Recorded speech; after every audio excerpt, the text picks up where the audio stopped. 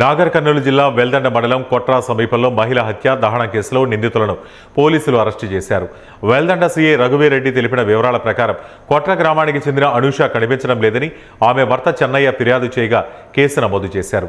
ఇదే సమయంలో నిందితుడు షాంపూరి రాములు పోలీస్ స్టేషన్కు వచ్చి అనూషను హత్య చేసి దహనం చేసినట్లుగా లొంగిపోయాడు. అక్రమ సంబంధం నేపథ్యంలో అనూష తనను దూరం పెడుతోందంటూ ఆమెను హత్య చేయాలని రాములు ముందుగానే పథకం రచించాడు. తన మేనల్లుడు నాయని శ్రీనివాస్ ఆకారంతో 20 రోజులుగా శవాన్ని దహనం చేయడానికి స్థలం సిద్ధం చేసినట్లు విచారణలో తేలింది. హత్య జరిగిన రోజు అనూషను కొట్రా సమీపంలోని జాతీయ రహదారి వద్దకు పిలిపించి అత్యాచారం చేసి ఆమె చున్నీతో ఊపిరాడకుండా హత్య చేశాడు.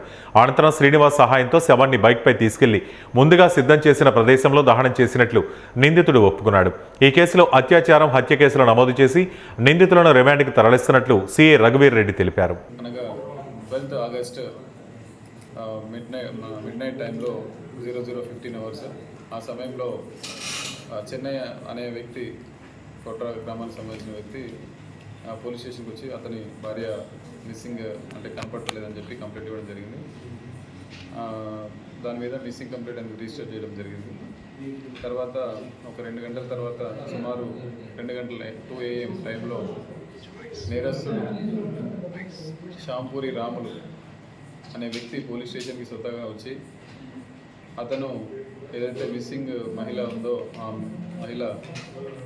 మహిళని కలకుర్తిలో ఆమె పనిచేస్తుండగా ఆమె కలకుర్తి నుంచి పనిచేసే షాప్ నుంచి ఎక్కించుకొని కొట్ర జేపీ నగర్ శివార్లో గల పత్తి చేను ఏదైతే ఉందో హైవే పక్కన మామిడి చెట్టు కింద తీసుకెళ్ళి ఆమెని బలాత్కారం చేసి తర్వాత ఇంకొక నేరస్తుడు నాయని శ్రీనివాస్ సహాయంతో అతనికి కాల్ చేసి పిలిపించుకొని ఇద్దరు కలిసి ఆమెని ఒకతను ఏటు ఎవరైతే ఉన్నారో అతని చేతులు పట్టుకోగా A1 ఎవరైతే ఉన్నారో ఆమె లేడీ ఎవరైతే ఉన్నారో ఆ చున్ని మొహానికి పెట్టి ముక్కు నోరు మూసి ఈ షాంపూర్ రాములు అండ్ నాయని శ్రీనివాస్ కలిసి చంపడం జరిగిన తర్వాత ఆమె చంపిన తర్వాత ఆమె శవాన్ని అక్కడి నుంచి బండి మీద ఇద్దరి మధ్యలో కూర్చోబెట్టుకొని ఆమెని పట్టుకొని కొంచెం కొట్రా శివార్లో గల రోడ్డు అవతల వైపున కొట్రా శివార్లో గల ఈ రాళ్ళ గుట్ట ఉంటుంది ఒకటి, ఆ గుట్ట దగ్గరికి తీసుకుపోవడం జరిగింది. వాళ్ళు ముందస్తుగానే ఒక 20 రోజుల క్రిందనే